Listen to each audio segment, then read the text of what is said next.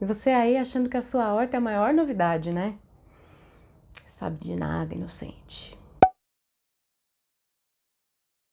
Oi, gente, tudo bem? Hoje eu vim falar com vocês sobre os jardins de cozinha, que nada mais são do que as hortas em casa do passado. Os jardins de cozinha, eles eram chamados assim principalmente porque ficavam próximos das cozinhas, mas também porque eles cultivavam tudo que você levava para a cozinha para fazer o seu almoço depois. E lá na Idade Média a gente já tinha. Isso porque a maioria dos jardins nessa época eram utilitários. Imagina que você tinha dentro da fortaleza um monte de prédio, um empilhado no outro, umas ruelas super apertadas. Se você tivesse qualquer espaço que fosse lá dentro, é óbvio que você ia plantar comida. Nessa época, que era cheia de batalhas e guerras, era impossível você ter um jardim do lado de fora das suas muralhas. Mas existia um lugar nessa época que não estava sob constante ataque: os mosteiros. Eles eram pequenas cidades autossuficientes, ou seja, tudo que eles produziam, eles consumiam, eles não precisavam de nada que vinha de fora do mosteiro. Nessa época, os mosteiros também eram o centro das atividades culturais, então era exatamente ali que você ia encontrar todos os estudiosos e os artistas.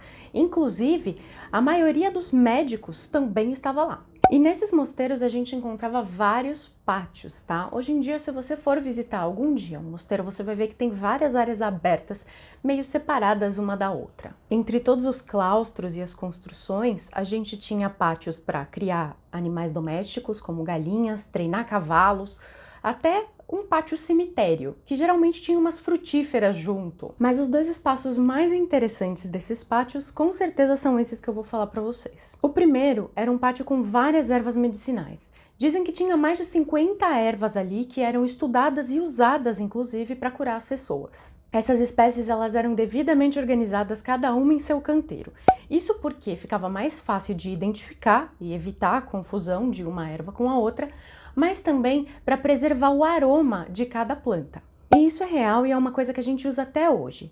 A gente sabe que se colocar uma pimenta menos picante com uma mais picante, ela vai ficando mais picante com o tempo. Então é muito importante a gente considerar essa separação para evitar essa contaminação de aromas. Enfim, esses eram os chamados jardins físicos. Esses pátios eles eram destinados a assessorar todos esses médicos que a gente estava falando. O outro pátio que a gente tinha era um jardim culinário e ele era destinado a cultivar toda a comida que seria consumida pelos monges. Vale lembrar uma coisa muito interessante, que é o fato de que o trabalho nesses pátios era considerado uma atividade religiosa e meditativa. E convenhamos, é o maior prazer você fazer esse tipo de coisa. E realmente pode ser uma atividade meditativa, mesmo se você não acredite em Deus. Desse tipo de jardim vai nascer o Jardim Potager, na França. O Jardim Potager, ele sai desses monastérios e ele começa a evoluir para um aspecto um pouco mais estético. Potager significa sopa, é uma sopa grossa e substanciosa. Então, deu um nome para o jardim que é capaz de produzir todos os ingredientes para fazê-la. Enfim, esse jardim ele vai manter aquela estrutura de canteiros e ele vai se inspirar também na simbologia religiosa, algo que também veio daqueles primeiros jardins em monastérios. É muito comum a gente ver esse tipo de jardim com seus canteiros organizados em formato de cruz, entre outros símbolos religiosos que você pode encontrar, como, por exemplo, algumas flores simbólicas em vasos decorativos. Conforme o tempo passa, esse jardim vai ganhando mais e mais características ornamentais, para se assimilar um pouco com o visual dos jardins que a gente tinha na época.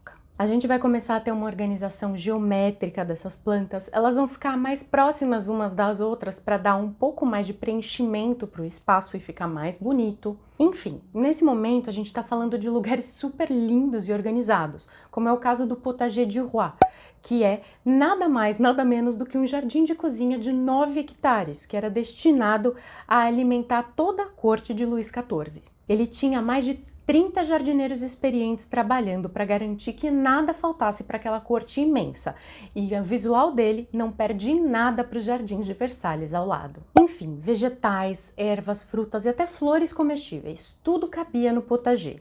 E ele ainda tem uma curiosidade muito interessante. As frutíferas desse tipo de jardim eram cultivadas no formato de espaldeira, que nada mais é que uma poda e um tutoramento muito rígidos que fazem com que a planta frutifique mais, fique mais fácil de colher e ainda ganhe um visual bem diferente. Essa forma de conduzir não poderia combinar mais com aquela formalidade de um jardim potager. Lá para o período elisabetano, a gente começa a ver a presença de um novo tipo de jardim.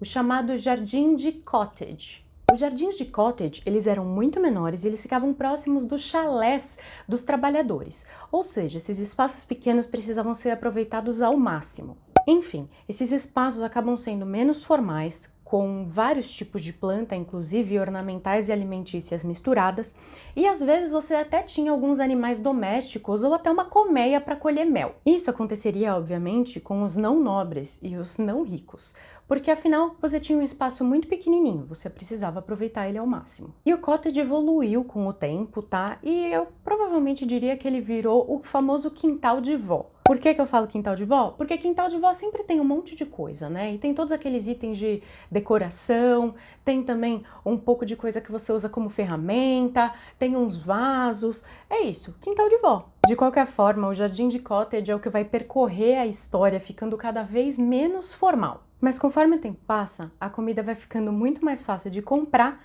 do que de produzir.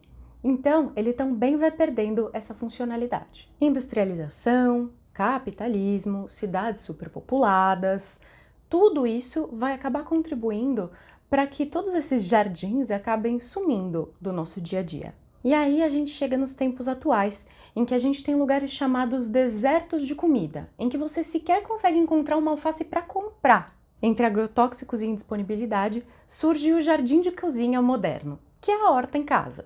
Ele vai caber em uma varanda, vai caber no seu quintal, vai caber em uma janela que tem sol. É o que cabe e aonde cabe, mas é com certeza um ponto de resistência em tempos tão complicados como os nossos. Mas é a prova de que você pode comer mais saudável, basta você querer. Bom, gente, é isso. Se você gostou desse vídeo, dá um likezinho, curta o vídeo, compartilhe com os seus amigos e se inscreva no canal. E se você quer saber mais sobre isso, você pode ir lá no meu blog, que eu tô explicando muito mais coisas sobre o jardim de cozinha, mas também no meu Instagram, GA Interiores, você pode encontrar uma série chamada Cuidar, Colher e Comer, que é exatamente para você aprender a ter uma horta aí na sua casa. E se você tiver alguma dúvida, você sempre pode me mandar uma pergunta que eu vou ter o maior prazer em responder. Beijo, gente! Tchau, tchau!